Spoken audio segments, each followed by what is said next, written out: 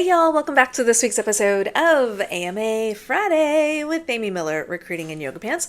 So this week we are going to dig into the difference, and yes, friends, there is a difference between a formal background check and a reference check. We're also going to touch on backdoor references, which I cannot stand.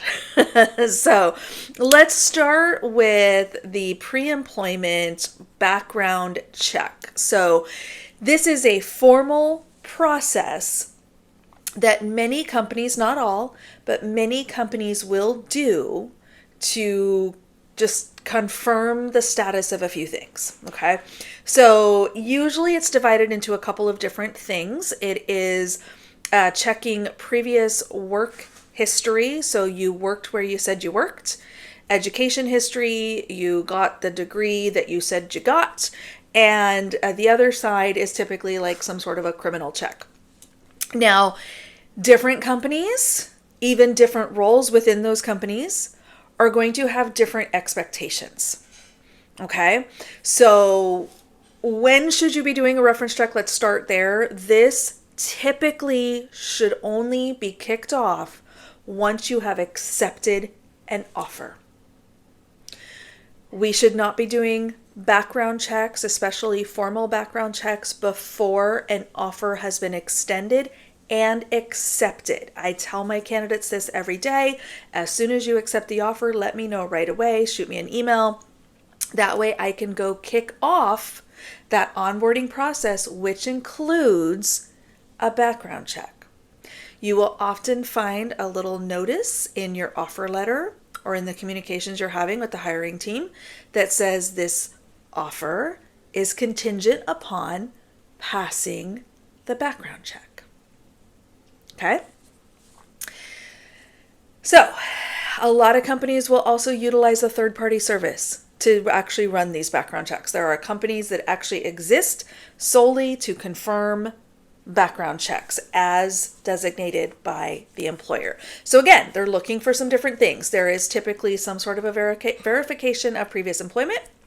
There is a verification of reported educational history, and there is a check of criminal history. Now, I have hired all kinds of people over the years, over the last 2 decades. And some of these people had criminal records. Some of these people barely graduated high school or had a GED or maybe no education at all. And that is okay. It is based on the needs of the organization and the role. Here's where I want y'all to be careful. I tell my candidates this as well. Do not make any life-altering decisions until every contingency is clear. Once your background check is clear, everything else looks good, paperwork's all signed, yada yada.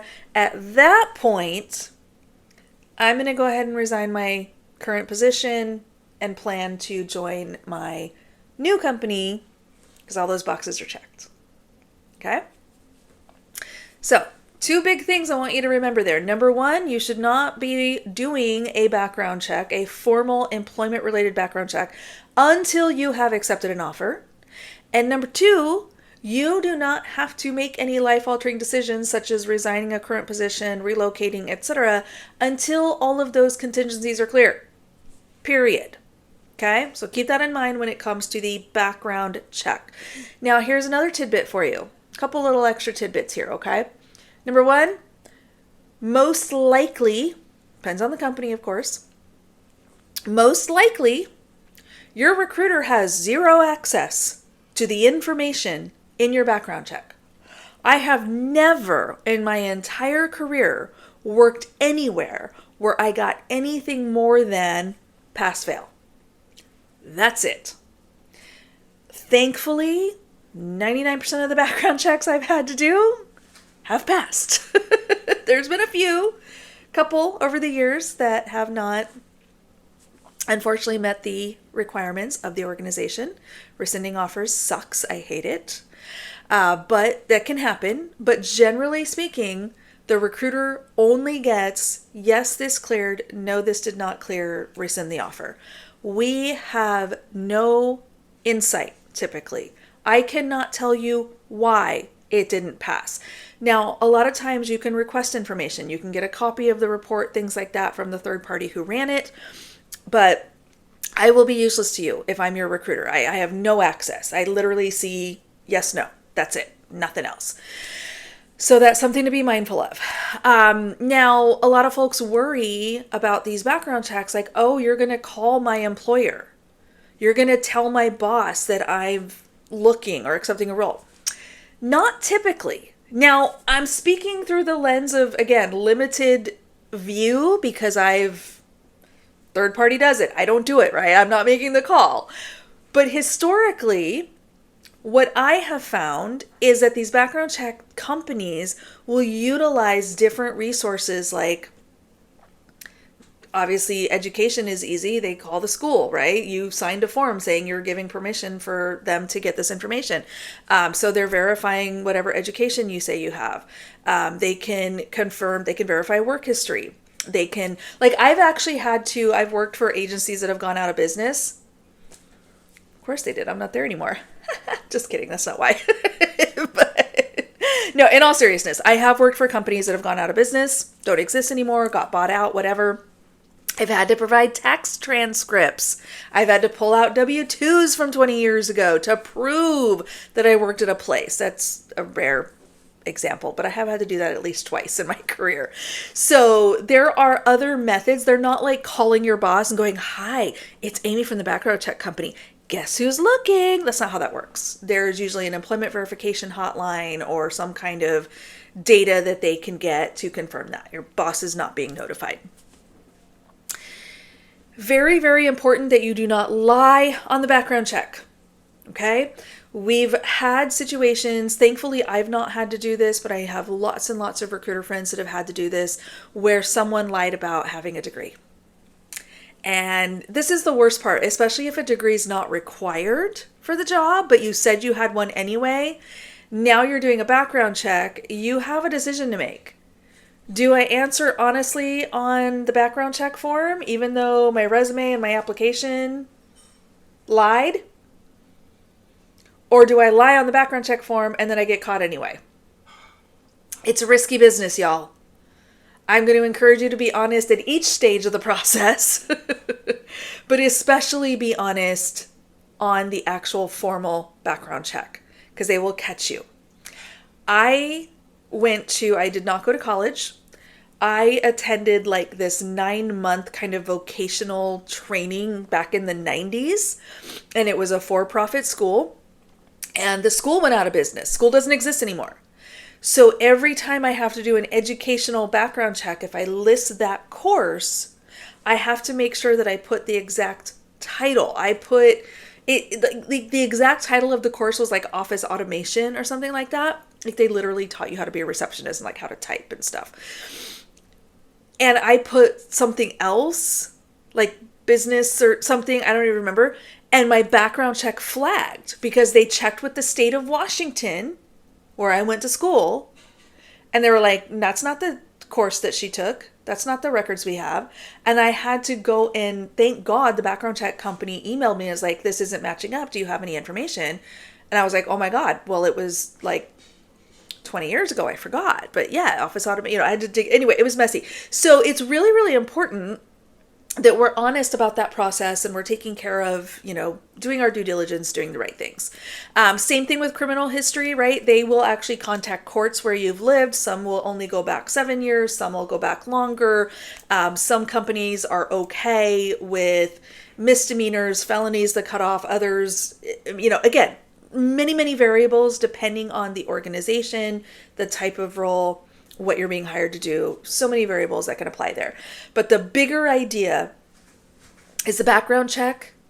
You are signing a legally binding application or form that says, I'm attesting that all of these things are true.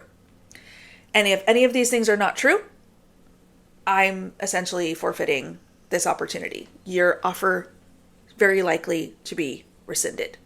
Okay, so that's background checks. Very formalized, very regulated, only at the offer stage. And you should be able to get a copy, depending on the state laws and so on, if you would like. Reference checks, very quick because we're at time. Reference checks are someone's opinion of you. That's it. I have not checked a reference since I worked for Google. And I did not check references very often before that. I haven't really consistently checked references since I was an agency recruiter. And it's because they are borderline useless.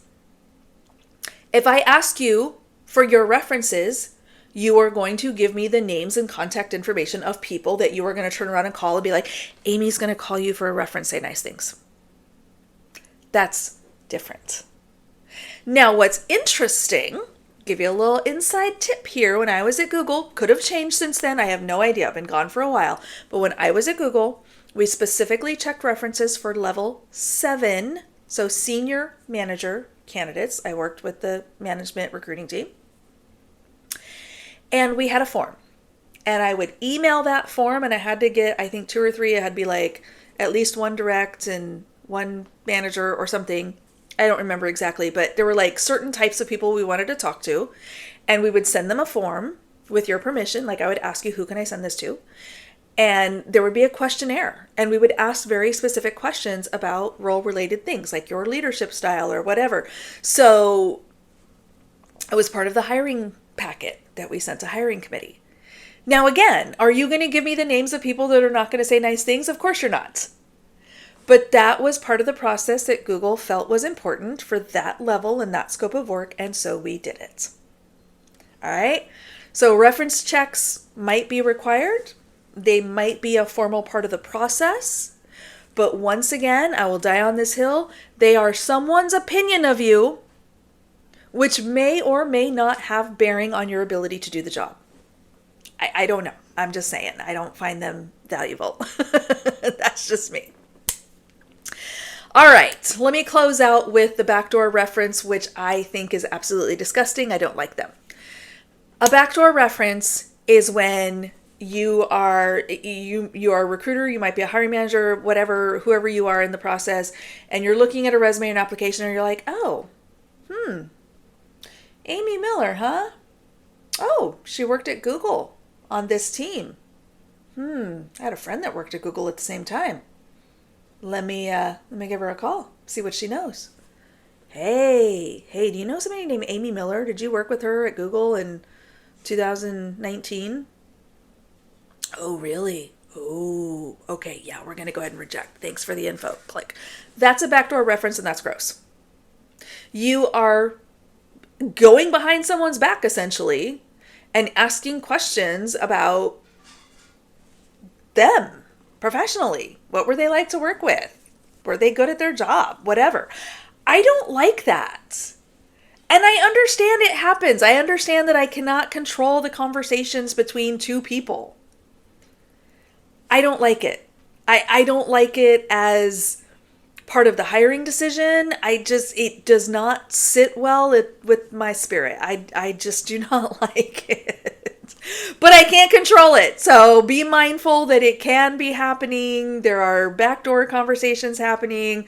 Best advice I have for you is, just try to be a good corporate citizen and a good human, and don't leave a path of destruction behind you where people are going to talk badly about you. I don't know. We can't control it. I guarantee there's people who are going to give me a very negative backdoor reference. So maybe that's why I don't like them, because it wouldn't be good for me in some cases. I don't know. I just think they're inappropriate. But anyway, so that's how that works. You're not going to know about it in most cases unless somebody is being really nice and is like, oh my God, Amy's wonderful. Hire her immediately. Hey, Amy, by the way, somebody called to check on you and I told them you were great. You might hear about it in that way. I don't know. But it is, again, it's an informal, typically not documented conversation. Those notes are not in the ATS. That's like whispered in the hallway. I give myself the ick just talking about it. I don't like it. But yeah, That's what happens. They're out there. Could be happening to you. If it does, I hope people are saying wonderful things about you, because, we all need a boost wherever we can get it. All right, friends, a little bit of a long one, but we did cover a lot of ground here. So background check, formal, documented process to confirm you meet criteria for employment. A reference check should only be done with your permission. And you, of course, are going to tell us who those references are. It is someone's opinion of you, should not carry a ton of weight in the hiring process. And then, of course, those nasty ass backdoor references. If they're going to happen, let us pray that people are saying nice things about us. That's all I got. All right, friends. I hope that helps shed some light on this administrative part of the recruiting process. If you have any questions about it, drop a comment down below. I do read all of them and respond to most. So let me know what you think, and we will see you next week.